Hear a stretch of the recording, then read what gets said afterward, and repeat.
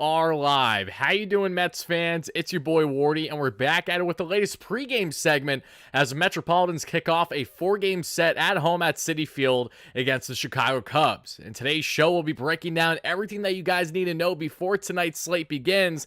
This time, two former teammates during their time in the Bronx, and Luis Severino and Jameson Taillon. What can we expect from these pitchers tonight in this key matchup, along with these respective lineups? As the Cubs just came out their lineup, I'm proud to say that I had everything but one player wrong there, everything but one player right in the lineup, because the Cubs take forever to release their lineups. The Mets have their lineup today before even 3 p.m. Eastern. I would have done the pregame show a lot sooner than that, but the Cubs took their sweet time. So I looked at Cubs lineups over the past week, made my own, and the only thing that I had to change was Yan Gomes as they're starting a catcher over their other catcher. So that was literally the only difference. Pete Cromstrong, of course, makes his long-awaited, Mets Citi Field debut against the club that drafted him. That's going to be very interesting to watch and see how that all plays out. And for the Mets here, riding high as Mark Vientos has been their hero over the past 24 hours. Marky V gets the start over Brett Beatty in that hot corner battle now at the third base position, and we look ahead not only at these respective lineups, we'll also be taking a look at my picks and parlays of the day. There are a boatload of games happening today, folks. I think there's at least 12 going on. I could be wrong, don't quote me on it, but there's a lot of baseball being played today. There's a lot of games I love, and I certainly would love to throw some cash on with my amazing sponsor that you guys know very well at BetUS. Make sure to click the link down below today. That way you too get 125% bonus with your first 3 deposits with our amazing sponsor here at BetUS, who has you covered with all your sports betting needs. But before I break everything down, including David Stearns having himself a presser earlier today, Kodai Senga faced live batters, all those key updates and then some. But before I do all that, make sure to smash a like and subscribe button for your boy here on the YouTube channel. It really does mean a lot. For people watching this on Twitter, make sure that like, that retweet, that follow button. But know that I will only be interacting with our YouTube live viewers per usual. So pregame segments is something we're going to be a lot more consistent with this week than in weeks prior. Very excited for it. Also very excited to announce that we will be having, yes, another awesome, amazing Mets fan coming in as a pregame show host, and you're going to be seeing him starting Wednesday. He will be covering Wednesday's game and potentially Fridays as well, barring any changes. So I will have the official announcement out for you guys either later today or tomorrow. You can kind of put 2 and 2 together if you've been paying attention to all the content, the collaborations that I've been doing. But very excited to have more people aboard here at WardyNYM to really expand things. But before we get into all that, I appreciate everyone for chiming in live on a replay. I see Josh, Ben, Carlos, Shraken, great member. Richard, how you doing? Yoshima, great member. Let's see here. Bobby G, great member. Welsh, great member. How you doing? Jocelyn, happy to have you in here. Straight Talk with Jack Graham. What's up, my man? How are you? Great member as always. Hope you guys are doing fantastic. Yes, pregame coverage. Haven't been able to do this in a little bit. Very excited to do it again. I do believe the last pregame show that we covered or did, in any type of, magnitude was going all the way back to the first or second game against the Giants when Logan Webb, of course, went on to have himself a masterful outing against the Mets. 8 shutout innings against Duff, if my memory serves me correct, doing his best, similar to what Jose Quintana did yesterday, the former Chicago Cub, funny enough. It was very interesting to see the type of production we saw from Quintana yesterday, going 8 innings of 1 earned run ball. And for the Mets as a whole here, for them to get the kind of production that they have been getting out of Quintana is absolutely massive. Hopefully that continues. But that is the former Cub. Let's talk about the current Cubs here, as we got Jameson Taillon on the bump today for Chicago. A lot that stands out there. Taillon had an underwhelming first year in Chicago. A lot of things that weren't working right last year are working really well so far this year with new manager there that the Mets, of course, try to get, and Mr. Craig Counsell going from the Brewers to the Cubs. But Taillon is off to a fantastic start this year. Never been an overwhelming guy with the strikeouts. Again, he's not crazy with the life on the heat or anything like that, but you look at the off-speed and breaking stuff there with Jameson Taillon and his beautiful command of the strike zone. That is really what separates Jameson Taillon throughout his career, and his best years with the Yanks too. Just beautiful, beautiful walks per 9. But Taillon with not even a 7 K per 9 this season, just over a 1 walks per 9. That goes in hand with why he has a 1.69 ERA on the season, a 2.32 expected ERA. And as we look at Luis Severino on the bump for the Mets today, we have him at 2.67 on the ERA, 3.60 expected ERA. So both of them, in similar territory from their baseline numbers to their expected numbers that we're about to get into. But folks, let's start by breaking down, of course, not the lineups, but I really want to get into. And Eddie, thank you so much for the kind words, my friend. Happy to have you in here. Caleb, no need to apologize, my man. Trust me, we all got life that we got to attend to. I just appreciate everyone that takes the time to chime in whenever they can, how much or how little they can. It still does mean a lot to me. Thank you guys all so much for that. We're all coming off of that high, that walk-off win yesterday, thanks to Marky V with a 2-run ding-dong. Opposite field takes the 97 heater out of here. Loving that for Mark Vientos. And what I'm also loving is David Stearns had himself a presser earlier today that you all can check out on SNY's platforms, either on their socials or on their YouTube channel. I'm sure the Mets have similar stuff going there too.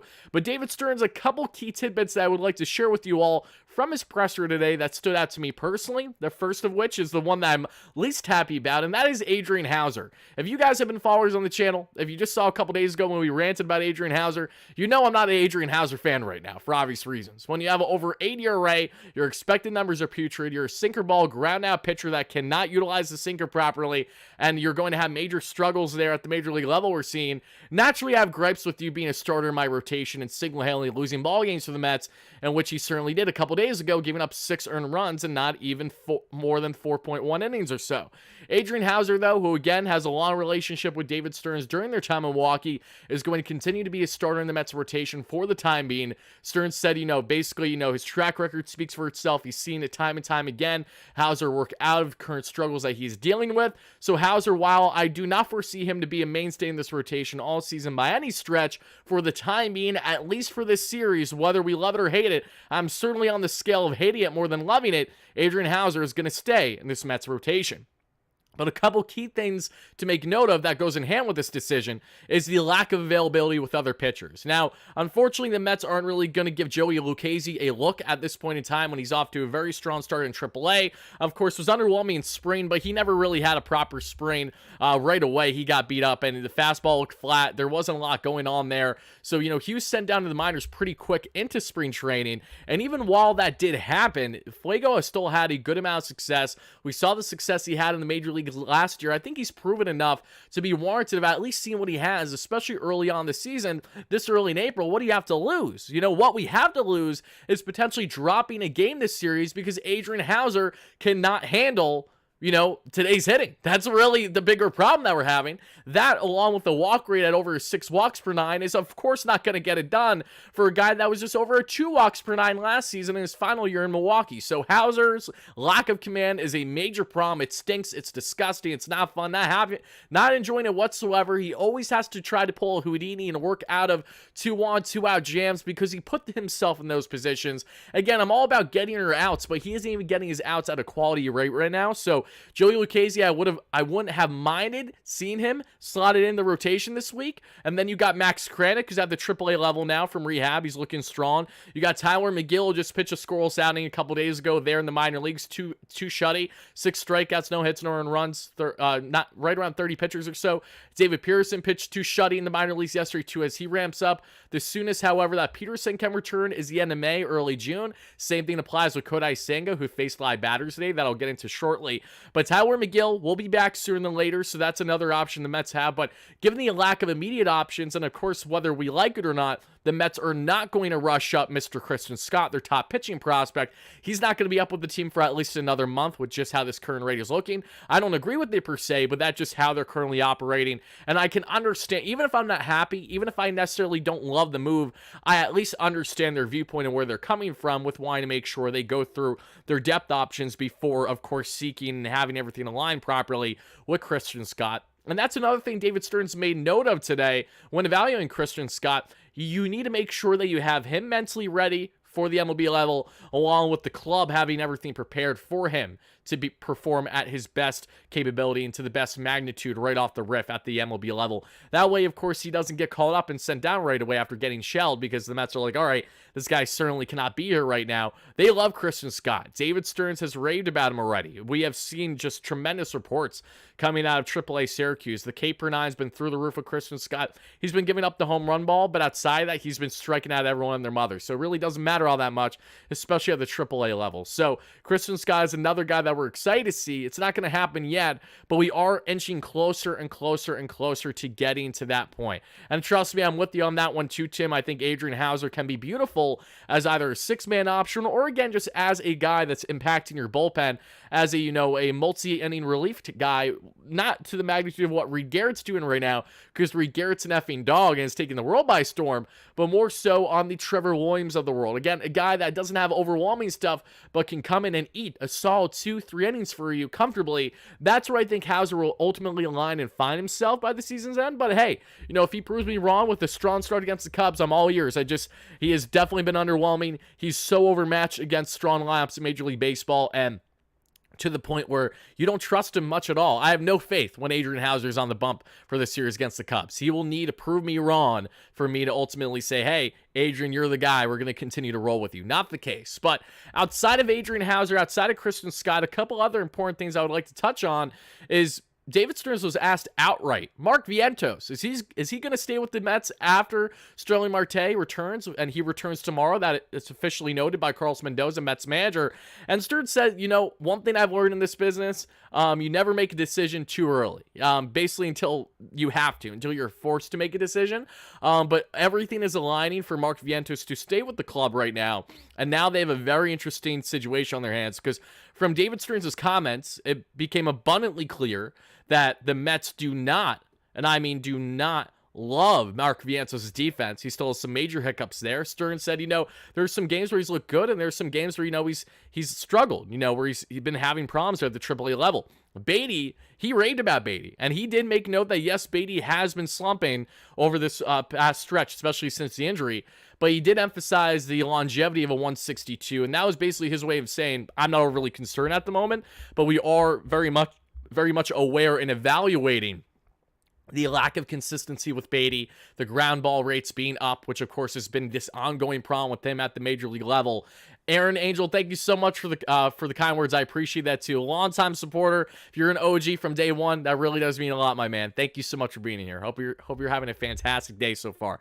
Marte, yes, the latest on Marte is he'll be back from the bereavement list tomorrow. So the star-studded, red-hot Starling Marte hopefully can continue to play red hot in this series with the Cubs, but I wouldn't be shocked if he slumps a little bit after coming back from, a serious matter going on with his family. I don't know to what degree, obviously, but that's never a good thing. So again, prayers and thoughts are with Marte's family during this time of grief. Just terrible things that may or may not be going on. I honestly don't know, but again, you're put on the bereavement list because you either have someone in the family that has a serious illness or because someone in your family passed. So either way, it's not a great situation. And that's why I'm thinking about him during this time, because Marte's went through a lot over the years. I actually discussed briefly, I was on Bleacher Report app, for those that don't know, just a couple hours ago. So if you guys haven't checked it out already, go to the Bleacher Report app that you all know and love, and I could do it with you right now. Let's just do this real quick for fun before we break down the labs here. If you go into the Bleacher Report app, see the Bleacher Report app, everybody. If you go to the top left where you can search stuff, search Mets, so you can get to the Mets Bleacher Report app where they have all their info. And when you go check out of course, I go crazy out of focus here. That's my own fault. Okay. When you go check out, you scroll just slightly down in the Bleacher Report app, you guys will find my discussion today. And they've already pulled stuff, which is awesome. Okay, let's see here. So, yep, evaluating Mets 1 month in, and I talked heavy on Mark Vientos versus Brett Beatty, the battle of the hot corner, JD Martinez and his impact for the Mets going forward, Reed Garrett's brilliance, Francisco Lindor's inconsistent struggles, and of course they're, rounding out the lineup in the rotation. So yes, you guys, again, can check me out there on the Bleacher Report app today by clicking the link that I have made available for you all on the community tab, the same way that I also have another post I just did that we're giving away Mets tickets this week, folks, by signing up with our other awesome sponsor today that I'm not going to deep dive in today's show, but our post-game coverage tonight, that being So Rare MLB. Make sure to check out the community tab so you guys can check out the Bleacher Report app, latest segment covering the Mets, and of course, our Mets tickets giveaways to any Mets game that you want this season. We're going to be picking 3 winners for ticket giveaways and 1 winner to win $100 and credits for the game that you can utilize to buy and upgrade your team that you build in So Rare MLB. But that's me getting on a tangent now, everybody. Final remarks here I will share from David Stearns is the following. We discussed, of course, there, Beatty, Vientos. He still seems to have a good amount of faith in Beatty, which I'm happy to hear, but also isn't, unaware of the current issues and problems going on with Beatty and his game. And as a whole, I thought it was just a nice little presser there. We saw Kodai Senga again throw against the Mets, Brooklyn A Cyclones batters today. He threw around 20 plus pitches. He looked great. Mendoza said with the eye test, everything looked good. Again, the velos there, they're very much in track, in line with where they want to be for Kodai Senga to continue to ramp up, start to take minor league assignments that we saw with Tyler McGill, Max Kranick, and of course there and David Pearson over the past day or so, and then ramp him up for when he can ultimately return by the end of the month, May 27th to be exact. So I'd imagine expect Senga back probably sometime in June if it's not going to be at the end of May. Either way, it's not terribly far from now, and I'm beyond excited to see Kodai Senga in this rotation. Francisco Alvarez back from injury in a month and a half, 2 months from now. I know that we're a ways away, but I cannot wait for us to get to that point. I'm very excited at just the thought of this Mets lineup on full cylinders, hopefully, God willing, with everyone healthy and producing, and the rotation, again, being full cylinders, and then you look to add at the deadline. That's another thing I would like to add. David Stearns, when discussing today, basically where the Mets are with trying to make the team better, he said he made it abundantly clear that they're very much open, and they're a team that's going to look to continue to add. And so for the early people that are saying there's not a chance in hell the Mets are going to be, say, buyers by the trade deadline, I got a bridge to sell you, folks, because unless the Mets are north of 10 games below 500 by the trade deadline, as long as they are within playoff striking distance, or better yet, are in a playoff spot, God willing, which again, I'm not going to get my hopes up on right now, they are going to make the proper moves to push for playoffs. We've seen it with the Arizona Diamondbacks sneaking in at 84 wins or so. We've seen it with the Phillies 2 years ago. Same applies. Again, all you got to do is to get in to make a potential impact, and it absolutely surprise a lot of fans out there versus what you think you're going to get for your typical Braves, Dodgers, Astros, Yankees, etc. That can deviate quite a bit, and we've seen that in recent years. So expect the Mets, as things currently stand, to absolutely 100% be buyers by the deadline, and I'd imagine that they will be buyers well before the deadline, as I anticipate the Mets will be making some trades of significance as soon as we get into June. Really, I think as we get into June, we could see the Mets be making an impactful move for the club. Maybe nothing of true drastic significance, but maybe a piece that they really like for the bullpen if they deal with more ailments. But right now, things are looking good there. Maybe a guy that they like more as a utility option if they are not loving what they get from Joey Wendell, which I wouldn't blame them. Maybe an arm as well that it can be more serviceable in an innings eater versus the current options that they have. Maybe something a little bit better, a little sexier. There are a lot of avenues the Mets can and will go down. It's just a matter of time. Let's see. These are all good problems. 100% straight talk. 100%. My car said 90. Yeah, it's hot out, guys. As soon as we're done with the pregame show, I'm going to sit outside and enjoy the weather until we got the Mets game tonight. That's what I'll be doing. My man Darren, the best Mets fan you'll ever meet from the UK. How you doing, brother? Let's absolutely have a big game against the Cubs. 100%, brother. Happy to have you in here. Absolute beauty. Shracking, great member. D, great member. A lot of awesome members. BR, great member. See a lot of awesome members too. And the memberships go in hand with our great supporters yesterday, guys. I don't know if you saw in yesterday's post-game coverage. If you haven't, check it out before tonight's game against the Cubs, before that kicks off. But it wasn't just an awesome walk-off win yesterday, but I had many of you guys being so generous with the memberships yesterday, because you can gift memberships now. It's a fairly new feature in YouTube over the past year, and you guys have done it plenty on the channel, which means a lot. And we had 20 memberships gifted on the channel yesterday, folks. What that means is 20 new members added to the channel because of other members going out of their way to pay for said memberships. Absolutely insane. Just very, very grateful to all my new members. Happy to have you here. Thank you so much to the people that, again, helped make that happen. And Daniel, in Ann, and there is one other gentleman's name that I'm blanking on at the moment. I sincerely apologize for that. Very much appreciate everyone that went out of their way to do that yesterday, because it's a great way to support the channel, and it really does mean a lot to me. And it means a lot knowing that this goes right back in the channel, helps out with the day-to-day living, of course, as we do this full time. So thank you guys and gals for that, as always. Yes, D. Yeah, very awesome stuff to hear, to say the least. Chelsea, you guys getting good. Well, what's the weather like in the UK right now, Darren, especially where you reside? I'm curious. Let me know in the chat. But guys, we're almost 20 minutes into this thing. I got a donation. I'll address the donation, and then we'll get on to the lineups. Then we'll get on to my picks and parlays of the day, because I got some exciting picks and parlays I want to share with you. I'm going to emphasize with you all what I think you should tail today, what I think you can tail, but tail certainly at your own risk, because I separated them. I got 4 picks today. There's 2 that I'm pretty confident about, and then there's 4 as a whole where I see my confidence level is probably at a solid 70%. So again, I'm just a fellow sports bettor like anyone else. I'm not saying to 100% tail me. I'm just saying if you do it at your own risk and make sure you bet responsibly. I'm just sharing my opinions from what I know with my knowledge of the game, and obviously what's going on in baseball tonight in particular. Sandman, thank you so much for the $10 donation. Sandman says, how do you feel about Marte, McNeil for Verlander and Altuve? Nope. That's never going to happen. That's a simple response to it, my friend. It's wishful thinking, but one, Verlander, if the Mets can make sure he doesn't pitch past like 140 innings or so this year, then they're not going to be on the hook for his contract next year, even though he, of course, is still going to probably hit that comfortably this year, which is frustrating to say. It's going to be more dead money. Marte's been playing great baseball right now. That's not an easy contract to part with. Altuve just signed a new extension with the Astros. He's going to retire an Astro, and the Mets have top second base prospects, and Luis Angel Acuna, who's been tearing the cover off the ball in AAA over the past week, and Jet Williams. So, yeah, just for more reasons than not, that trade is never going to happen. But I commend you for the creativity, and I understand why you thought that. You get an ace caliber pitcher in JV who's been with the Mets already, and of course, if they are going to have him on contract next year, might as well have him on the team, right? And Altuve, of course, is a tremendous talent, but there's just so many barriers in the road as to why that will not happen this season. So, hope I explained that thoroughly without coming off in any too blunt or anything like that. Just being straightforward here. That trade will not happen, and those are the reasons why that I just explained to you.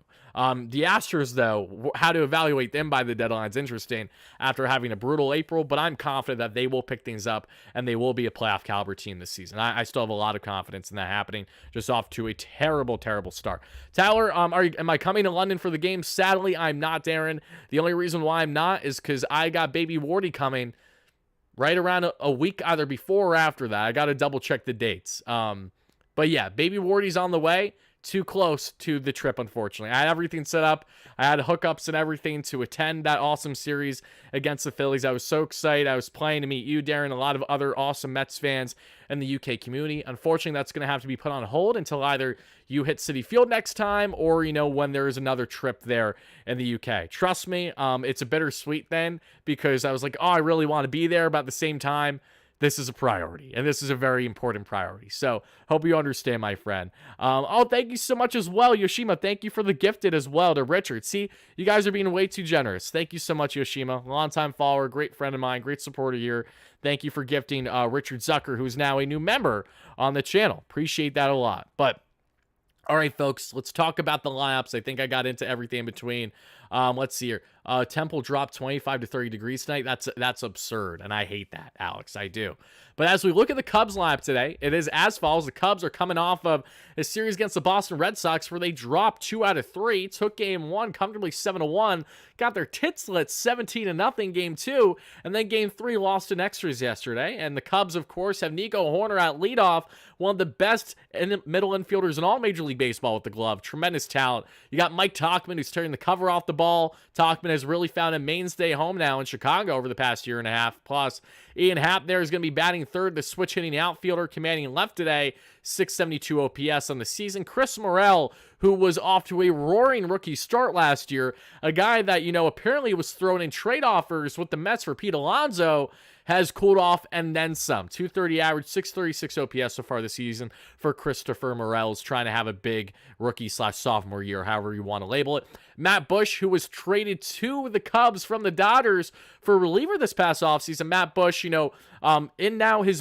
already in his mid-20s of a infield prospect. He's taken a while to adjust the MLB level, had his first taste last year or so, didn't have any success with the Dodgers. He comes to the Cubs, he's tearing the cover off the ball. Again, hitting home runs like crazy. He was in my top 10 rookies so far this season segment over the past week on Bleacher Report app too, and justifiably so. Matt Bush commands first base, but can also handle third, but he's more of a first baseman. Think Mark Vientos defense when you think Matt Bush. There's a lot of errors that can be had with him if he's playing the hot corner consistently. 862 OPS there for Matt Bush, who has a bunch of home runs already this season. Dansby Swanson, who always does good against the Mets during his time in Hotlanta, now takes his talents from Hotlanta to the Chicago over the past year. Swanson, his second year with the Cubs, is off to a 680 OPS season, as he's going to be battling things out with Francisco Lindor, two of the best shortstops in the National League, for certain when they're playing their game right. Matt Mervis is batting DH today. Again, limited sample size, not a lot to love so far there this season, but again, very small sample size. Yan Gomes, the veteran catcher that we've seen with what feels like every team in Major League Baseball, gets a start there in the 8-hole with a 537 OPS. And yes, Pete Crow Armstrong, the man that former Mets GM Zach Scott, back in the 2021 calendar season, traded in return for Trevor McGill and, yes, Javi Baez, is going to be starting there, batting ninth with over 1,000 OPS. Just hit his first career home run just over the past week or so there in Chicago. Pete Armstrong looking to have a baller series against these Mets, and I'm sure he's going to exemplify elite defense that's going to leave a jaw dropped. I'm sure he's going to steal a couple bags, and I'm sure he's going to have at least one big game. So be on the lookout for that. Jameson Taillon, of course, is your starter. And for the Metropolitans today, it is as follows. Been a Warriors cast for several years. Appreciate that, Richard, too. I'm happy to see that someone was granted membership that's been a long-time follower, too. Daniel, you're awesome, my man. Happy to have you in here. As we look at the Mets lab today, one big thing, folks, in case you're not aware, the Mets are, in fact, rocking, yes, the City Connect jerseys. They announced today Luis Severino, basically, so here's how it works, guys. For City Connect jerseys, in case you're unaware, you can pretty much wear them whenever you want. How the rules are, the Mets have them slated for every Saturday outside of Darryl Strawberry's retirement day in the coming weekends. Outside of that, every Saturday, the Mets will rock the City jerseys, but also they want to market them really well. They want to get as much money for the overpriced jerseys as possible that are going to look 10 times better next year than they will this year, because thankfully, MLB, it was announced that they will be changing the jerseys back to normal font sizes, back to normal number sizes, and looking like the jerseys we've seen in years past. Nike overdid things, had the wrong dimensions. Unfortunately, they will not be properly adjusted until next year, so hold off on the jerseys, guys. Unless I'm giving you a jersey through a channel giveaway, don't go out of your way to get a jersey this year, in my humble opinion. Again, do what you want, but just my personal opinion, with how the jerseys quality-wise are this year, they're going to be so much better. They're going to be back to normal next year, so you're better off waiting. But again, if you're impatient, if you want them now, this goes in hand with why the Mets are rocking the City Connects more consistently, because they want to market them well for, of course, you to buy, purchase, wherever you may do that.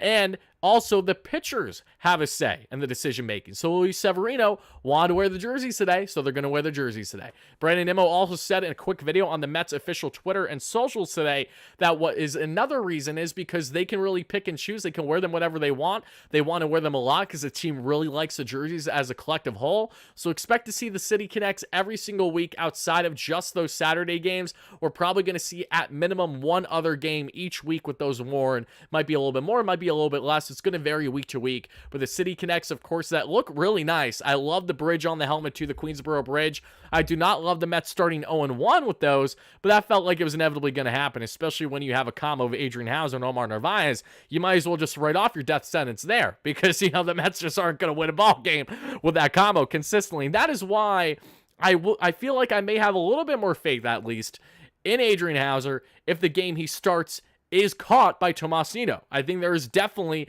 a massive factor that goes in hand there. Nido is the better framer. He's the better game caller. He's the better play defender. He is quite literally a better overall catcher in every aspect. Yes, Narvaez might have his number on the offensive end when Narvaez swings the bat right, because he can be at times very productive from the left side of the plate, but Narvaez's lack of defensive upside is so significant that I would truly argue that Nido's lack of offensive ability, because he's going to, of course, cool down after the hot start he's had this past weekend or so, which has been great. Happy for you, Nido. I'm expecting that to cool off and tail off a bit. Even if Nido is a guaranteed out, that's fine with me as long as he's impacting this pitching staff rotation positively the way we know he certainly can. So that's where I stand on that front when it comes to Nido, Narvaez, and all those things. But as we take a look now at the Metropolitan lineup today, because did I go through 1 through 9 with the Mets lineup today? I don't believe I did. We just talked about the Cubs. Now let's talk about the Mets. And this is where I want to know, everybody. Oh, we were talking about the jerseys. That's why I got thrown off. Regarding the Mets lineup today, 1 through 9, let me know in the live chat right now. Is it a yay lineup or is it a nay lineup? Let me know. Baby Wardy needs to give you a donation, says Shraken. 100%. I love that. But as we take a look at the lineup today, let me know if you guys love it. If you give me a yay, if you like or love it, and give me a nay or a thumbs down if you don't. Brandon Nimmo leads off today in left field. He has a 681 OPS. Still struggling to hit consistently, Nimmo, this season, but we all know Brandon. We know when he's right, he can be awesome. He can be dominant with the power in the bat, too. Just similar Similar to others in this lineup, just a lack of consistency this season. Francisco Lindor, of course, broken record, 666 OPS. Hate that for obvious reasons. Hopefully that changes today in a positive manner. Pete Alonso, 841 OPS, bats third. Batting fourth is JD Martinez, 777. Did pinch hit yesterday in the ninth inning after Mark Vientos, but also flew out there to shallow center. JD's looking for a big series against the Cubs where he will likely start 3 of the 4 games as things currently stand, as he's still, of course, getting fully healthy with the back, and you got to make sure you don't push him too much with a situation like that. So, and I said this to you guys as soon as the Mets got him, and once we found out the information about the back injury and all that kind of stuff, it's been a reoccurring thing for years. Just make sure they utilize him properly. And again, if you have to have him come off the bench one day because DJ Stewart or Mark Vientos gets to start at DH, that's fine too. As long as JD Martinez, more often than not, is your everyday DH. That's the most important thing. Jeff McNeil, who I'm gonna be frank, I hate batting fifth. Not a fan of McNeil batting fifth at all. Hope he proves me wrong today. Another guy where there's just a true lack of consistency at the plate so far this season. Couple games he's looking great, and then he just looks terrible for the next 3. So it's like, what are we getting, Jeff? Where is the Jeff that I know, love, and covet? I just haven't seen him in over a year now. McNeil with a 658 OPS. They're batting fifth and commanding second base. Tyrone Taylor, 771 OPS. He's been an awesome piece to this Mets puzzle early on this season as a true fourth outfielder, a guy that they can utilize whenever, how much or how little they want in pinch hitting situations. He has been absolutely fantastic. Tyrone Taylor gets a start today as Starling Marte will return tomorrow. Until then, Taylor is your right fielder there with a 771 OPS. Mark Vientos in just 3 or 4 plate appearances, 750 average, over 2,000 OPS. That's what happens in a limited sample size. We love that. He's going to command the hot corner. And folks, I highly implore you all to make sure that you lock in on Mr. Mark Vientos at the hot corner today, because how that defense looks will go so in hand with how the Mets operate a bit going forward. Brett Beatty comes off the bench today. Beatty, I will not be surprised if he pinch hits later on in the game, especially against a Jameson Taillon. Taillon was absolutely horrendous against lefty hitters last year, but this year, he's been fantastic in the first month or so. So how much do you buy into that small sample size of a month versus a whole season? How much do you buy into a first year in Chicago as you're getting acclimated? Again, there's a lot of factors that go into play. But for the time being, this goes in hand with why the Mets, again, have Narvaez, DJ Stewart. You know, their lefty options are going to be coming off the bench today for the most part, outside of Brandon Nimmo, McNeil, your guys that usually start. Joey Wendell, too, of course, another lefty bat option. Also off the bench. A lefty-heavy bench today against Taillon and against these Cubs that will be utilized later on the ball game if need be. Harrison Bader bats 8th after, having some not so great at bats, but made up for it big time with a game-tying RBI single against his former team there in extras yesterday in the 11th inning before Mark Vientos would go on to win it with the 2-run opposite field home run.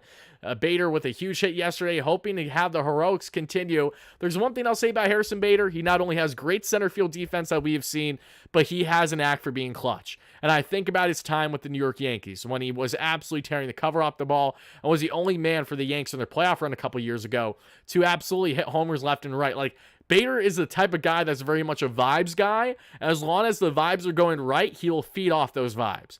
A very interesting thing about him as well, kind of the Johnny Bench way that Harrison Bader would credit, when he adjusts his game, his plate approach, he doesn't change anything in the actual mechanics of himself.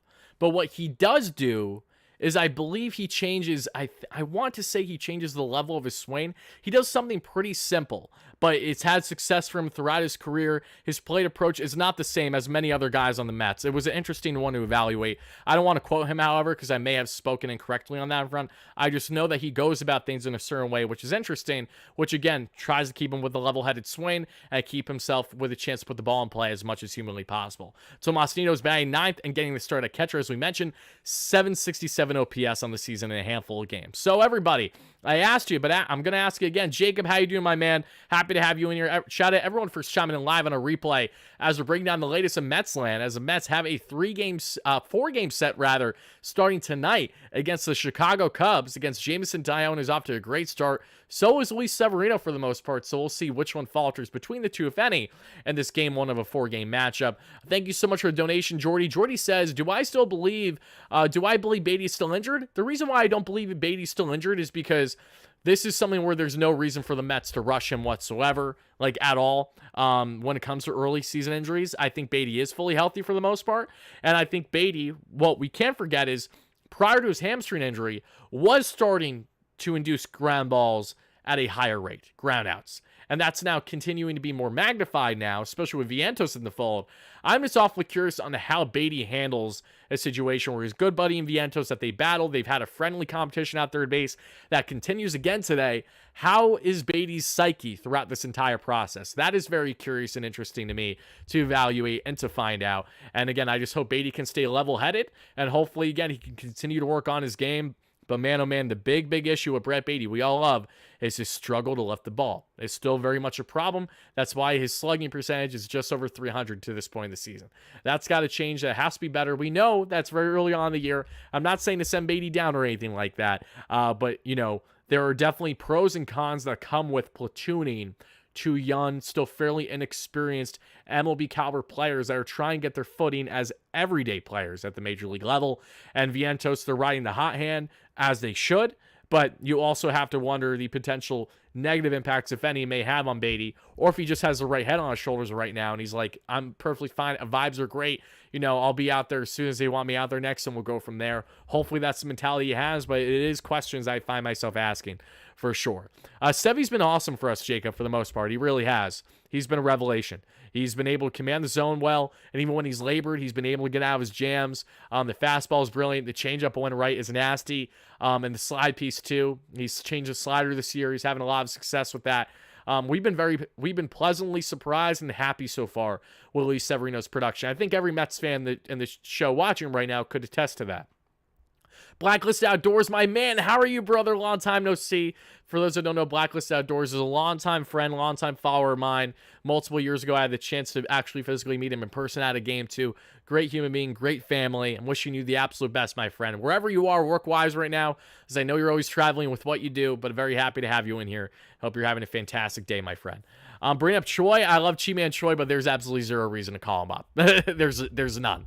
He isn't playing. He isn't laying the world on fire in AAA for one, and two, there's zero room for him. We don't need him. We have DJ Stewart. DJ Stewart can do what Chi-Man Choi can do, but right now he's doing it at a better rate. So no reason to bring him up at all. Alvarez's injury isn't overly severe. It just, he had to have surgery on his thumb, and it's because it's his catching thumb. He needs to make sure that's fully healthy until he can return. So he will not be back until probably June at this current rate, with the amount of weeks that he's going to miss, which sucks. But unfortunately, that's baseball, and you got to deal with these injuries. It's the next man up mentality, everybody. So I showed you guys the lineups there from both sides. Now what I really want to emphasize with you all is what we got going on. And you see the line down below, everybody. The Mets are a heavy favorite tonight through BetUS, as things currently stand at minus 142 money line odds. I'm actually going to double check to make sure that these lines are still accurate, because of course these are live, so these are ever changing, and by the time I make the graphic, it's usually off by a little bit. So let me go and double check. But as we take a look, folks, at my picks and parlays of the day, everybody. And of course, make sure you bet responsibly to anyone that goes out your way to tail. And of course, if you are going to bet today, if you are going to tail any of my picks or just do your respective MLB betting, make sure you use our great sponsor, BetUS, with our awesome 125% bonus with your first not one, not two, but three deposits by clicking the link down below to sign up today. It is that easy. And as we take a look at Wardy's parlay, folks, we're spicy today. We're mixing things up because right now the Mets, as we know, are the favorite at minus 142 odds, which are still live. They're still active. They're at, of course, the spread is minus 1.5 at plus 150. So for my people that don't necessarily understand these terms, let me break it down very simple for you. Money line means a team wins outright. So at minus 142, if you deposit $142 for the Mets to win outright today on the money line, and they do win, you will win an additional $100. You will come out with $242 as your winnings. If you say hammer the Mets spread today, the run line at minus 1.5, what that means is the Mets need to win by at minimum 2 runs here, 1.5 rounded to 2 runs, in order for that bet to hit. If they win, but only win by 1 run, then it's not going to hit. If they win but they win by a certain amount of runs. But again, it isn't where I just said. It's not going to hit either. So for the Cubs at plus 127 odds, those are really nice odds for a Cubs team today that, non-biasly, that's something that you should definitely consider, sports bettors out there. But as we take a look at the picks and parlays today, what I like most, I'm not going to be a homer today because I have no clue what to expect with the Mets in this matchup against the Cubs to start out. But as we take a look at a couple other games here, I absolutely love. This is a key matchup because I like both these teams. The Reds and the Padres today at 9:40 p.m. Eastern, folks. I love the Reds tonight at minus 107 odds on the money line. And the reason why is the pitching matchup. Nick Lodolo, the young, exciting southpaw with just over a 2 ERA this season, is basically facing off in a bullpen game there for the Padres and Waldron. I really, really like this matchup. I think pitching will reign supreme today there in San Diego. I expect Lodolo to go at least 6 strong innings, hopefully, so that goes in hand with my decision-making. And, of course, the Reds have a lot of awesome weapons, as do the Padres. And this is a very close one, but I'm going to give the slight edge to the Reds today, and they are in my parlay picks there, as you see. Then we got the Yanks and the Orioles. This is a big matchup. Biasly, I want to hammer the Orioles money line every day of the week. The O's, however, have missed on multiple occasions in recent bets I've done here on the channel pregame segment. So I'm not going to go actually with the Orioles. I'm going to go with the Yankees run line today. And the reason why I picked that is, you look at the pitching matchup, you got Clark Schmidt versus Grayson Rodriguez. Solid pitching matchup. Schmidt's been off to a great start this season. Rodriguez has been very solid, young, exciting right-hander there in Baltimore. That these matchups are always intense, always playoff worthy between the two teams right now. But I'm going to go with the Yanks run line because what this means is the Yanks either need to lose, and when they lose, they have to make sure that they don't lose by more than 1.5 runs, or they just have to win outright. That's how simple it is at minus 190 currently. And right now, let me just see what I have here on my software. I have right now at minus 190. So that is still accurate. Then as we take a look and again, that Yankees O's pick, that is such a toss-up because again, I firmly believe that that's going to be a tight game. I see either team winning by a run or two. But again, you guys can pick and choose how you wish. That is my final pick of the day. That's the one you could say I have some of the least confidence in out of the 4, but I feel fairly confident about them all. I think it's going to be a tight game with the Yanks. The pitching matchup's exciting. Both have so many home run boppers in those respective lineups. And I like the Yanks today as the underdog there with the run line. Promo codes, yes. Promo code is JOIN, JOIN125. Again, click the link down below. Make sure you use that promo code, and you get 125% bonus with your first 3 deposits. You may need to deposit at least $100 in order for that to enter. I'm not entirely sure. Make sure you double check. But regardless, click the link down below today to sign up. Very easy to do so. And my respective sports bettors, let us know how you're feeling. I did speak on David Stearns' presser earlier on in the show, Constance, so make sure to check that out in case you haven't already. But as we break down more on the picks that I like today in this MLB slate presented by our amazing friends at BetUS, we talked about the Yanks. We talked about the other pick there, the Reds. Now let's get on to my favorite picks of the day. And we'll start here with, I shouldn't say actually my favorite, because the Atlanta Braves Seattle Mariners one is another big toss-up. The Mariners are the underdogs today. The Braves are, in fact, the favorites. The Braves have been rolling, as we know. But when you got Mr. Bobby Miller on the bump today for the Seattle Mariners, who's been off to a roaring start against a Max Fried, who again has been up and down so far this season. I know how good Fried is. We all know as Mets fans, but Miller's off to a tremendous start. I really, really, really like the Mariners today at their run line. So again, plus 1.5, minus 135 odds. It's changed to minus 138. So again, they don't even need to win. The Mariners need to either lose and make sure that they don't lose by more than a couple runs, or they need to win outright. So I like the run line. That's a lot more appealing than trying to hammer a Mariners money line when they're playing the Braves. The Braves may very well win this ball game, but this is another one that I could see being a tight matchup between the two. So I'm going to go with the run line there. And last but not least, my pick, my favorite play of the day is the Philadelphia Phillies taking their talents there against the Halos in Anaheim against the Angels. And I love the Phillies money line today at minus 145 odds versus the Halos. Really, really like what we have going on there. The Phillies, like the Braves, unfortunately, have been on an absolute heater. But you know what? If the teams that I despise the most are going to play great baseball, the least I could do is try to win some money out of it. So that's exactly what we're doing. So folks, I have my 4-pick parlay there, as you will see. Again, the green means that those are the ones I'm most confident. The yellow means I'm a little bit more up in the air. So if you're going to tail these bets, again, just bet responsibly. Do it as you wish. And if you guys like any other lines or any other slates going on in the sports betting space for MLB slates tonight. Let me know here in the live chat. People that watch on replay, same applies. Really does mean a lot. But as you see there, you can check out the picks. And my favorite pick of the day is, again, Phillies money line, minus 145 odds against the Angels. Really, really like that 1-2, to say the least. So let me know your thoughts about those in the live chat right now.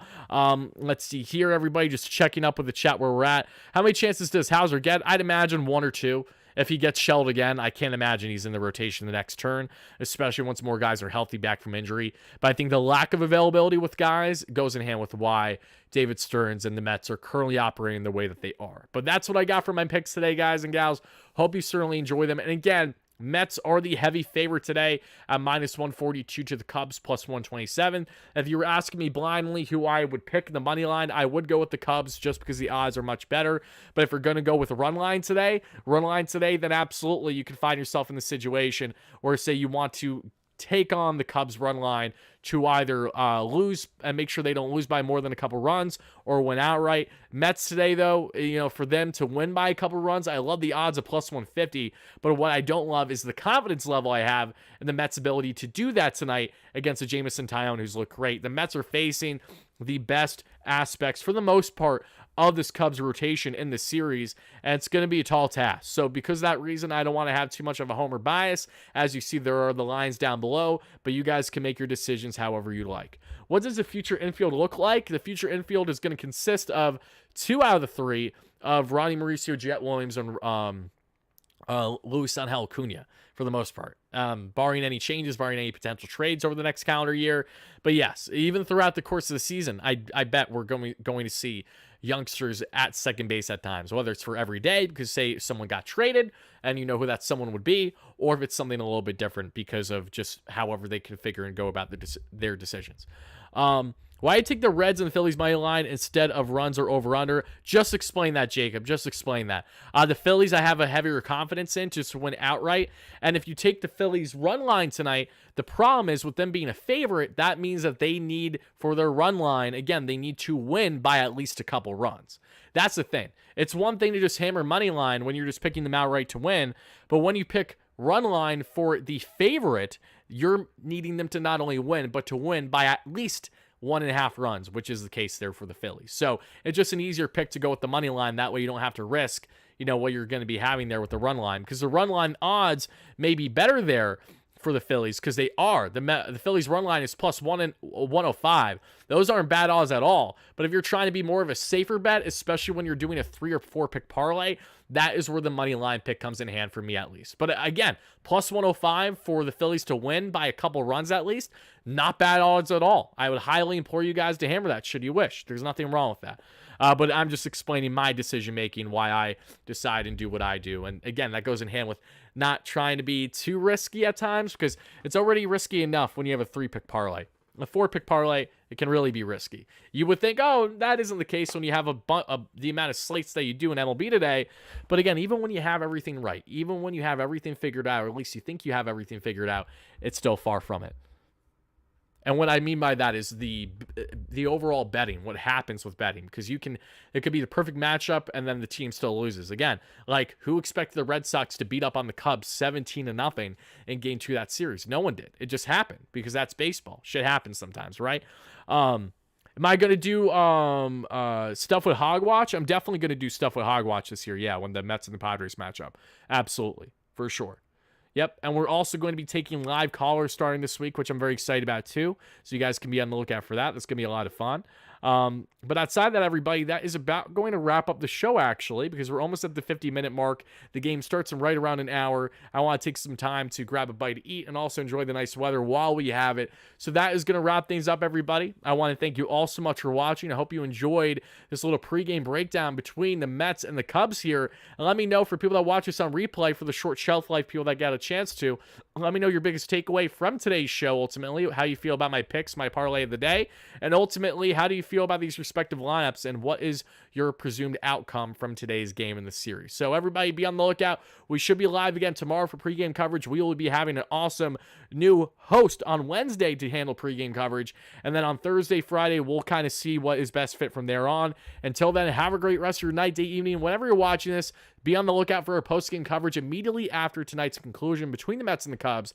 Until then, have a great one, folks. As always, let's go Mets.